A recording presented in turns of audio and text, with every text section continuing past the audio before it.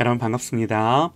오늘 같이 보실 하나님의 말씀은 시편 105편 16절에서 20절입니다.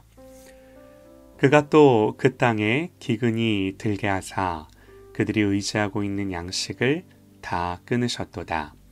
그가 한 사람을 앞서 보내셨으며 요셉이 종으로 팔렸도다. 그의 발은 착고를 차고 그의 몸은 쇠사슬에 매였으니 곧 여호와의 말씀이 응할 때까지라. 그의 말씀이 그를 단련하였도다. 왕이 사람을 보내어 그를 석방하며 뭇 백성의 통치자가 그를 자유롭게 하였도다. 아멘. 하나님의 열심 7번째 묵상, 요셉을 향한 하나님의 열심이라는 제목으로 하나님의 말씀 듣겠습니다. 오늘 이 시편의 말씀이 누구에 대한 묘사인가요? 말씀에도 나오듯이 요셉에 대한 묘사입니다. 다른 성경의 인물들도 그렇지만 요셉도 하나님의 열심이 만들어낸 인물이죠. 요셉의 대략적인 인생사를 말씀드리면요. 아버지의 편애와 형들의 시기와 미움, 그리고 자기 자신의 미숙함까지 더해져서 17살 어린 나이에 먼 타국의 종으로 팔려가죠. 그러나 우리가 여기서 봐야 하는 건요.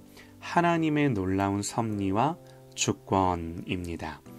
하나님의 때가 우리의 때와 다르고 하나님의 방법이 우리의 방법과는 달라요.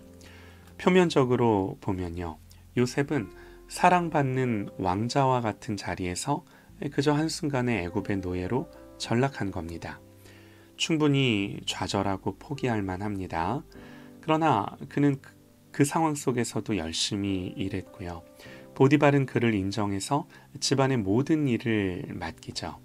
그러나 이것도 잠시 이 보디발의 아내로 인해 억울한 누명을 쓰게 되고 이제는요 노예가 아닌 죄수의 신분으로 감옥에까지 들어가게 됩니다. 처음 보디발의 집에 노예로 팔렸던 상황보다도요 더 나빠진 거예요. 사랑받는 아들의 자리에서 노예의 자리로 그래도 열심히 인정받는 노예가 되었지만 이번에는 그보다 못한 죄수의 자리로 전락한 거죠. 정말 더 이상 떨어질 곳이 없을 만큼 바닥으로 추락한 거예요. 누가 봐도 요셉의 삶은요 비참한 삶이었고요. 정말 안 풀리는 삶이었습니다. 그런데 우리는 이제 요셉의 인생을 아니까 그 결말을 아니까 자신 있게 말할 수 있을 것 같아요. 여기에는 하나님의 목적과 계획이 있는 거죠. 요셉에게 일어난 그 어떤 사건도 하나님의 주권을 벗어나는 일은 없는 거죠. 오늘 말씀을 보면요. 요셉의 삶을 한마디로 표현하는데요. 한 사람을 앞서 보내셨으며 요셉이 종으로 팔렸도다. 그 발이 착고에 상하며 몸은 쇠사슬에 매였으니 곧 여호와의 말씀이 응할 때까지라.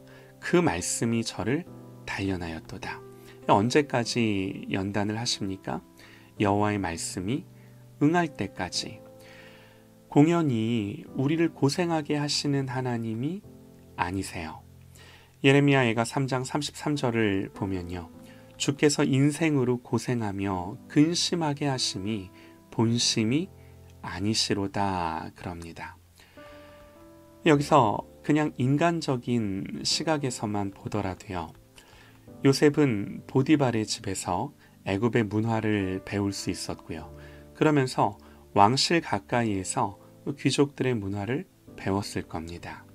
또 보디발의 집을 드나들던 애굽의 귀족들과도 사귀었을 겁니다. 그리고 보디발의 집에서뿐만 아니라요. 감옥에서도 여러분 그 감옥은 특별히 왕의 죄수를 가두는 감옥이다 그러죠. 이렇게 왕의 죄수를 가두는 감옥에서 관리하는 일을 배웠을 것입니다. 하나님은요.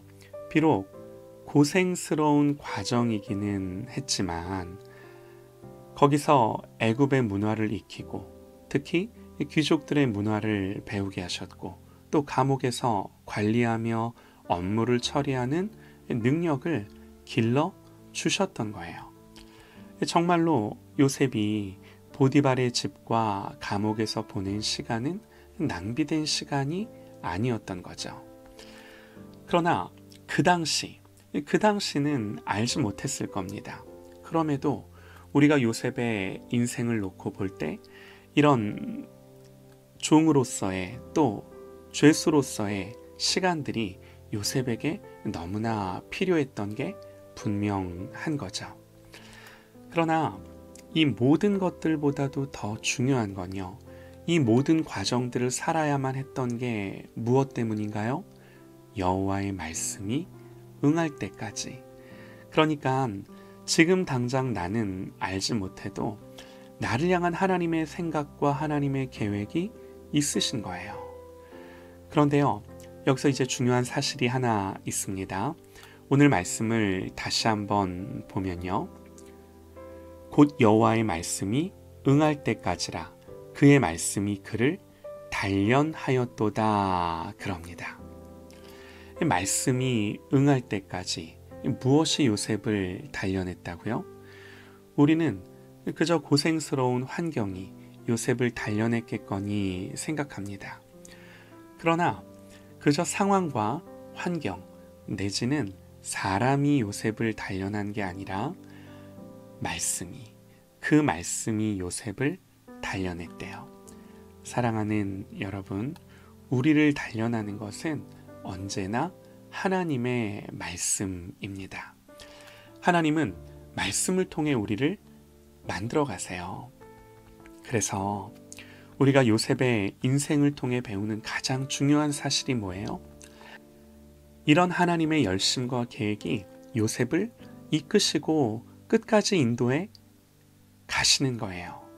하나님은 말씀하셔서 인내하게 하시고 그 어렵고 힘든 상황 속에서도 말씀을 통해 소망 중에 믿음으로 한 걸음 한 걸음 요셉을 걸어가게 하신 줄 믿습니다. 사랑하는 여러분, 그러므로 우리는 지금 현재 내 판단과 내 느낌이 무엇이든 완전하지 못한 나의 지각으로 판단하며 결론을 내리고 사는 것이 아니라 나의 존재와 인생과 미래를 아시는 하나님께 의탁하고 신뢰하며 살아야 하는 줄 믿습니다. 우리의 소망은 여기에만 있는 거예요. 그래서 어떤 상황 속에서도 믿음으로 우리는 기쁨을 결정할 수 있고요, 하나님을 예배할 수 있는 줄 믿습니다. 그러므로 오늘 우리의 삶 속에 가장 중요한 건요, 이 전능하신 하나님을 알고 더 알아가며 사는 것입니다. 하나님과의 관계가 깊어지고 하나님을 사랑하는 것입니다. 로마서 말씀처럼요, 하나님을 사랑하는 자, 곧 그 뜻대로 부르심을 입은 자로 우리가 그렇게 하나님 앞에 설 수 있기를 소망합니다. 그러면 하나님을 사랑하는 자, 곧 그 뜻대로 부르심을 입은 자들에게는 모든 것이 합력하여 선을 이루느니라. 말씀하신 이 말씀 그대로 우리에게 이루는 줄 믿습니다.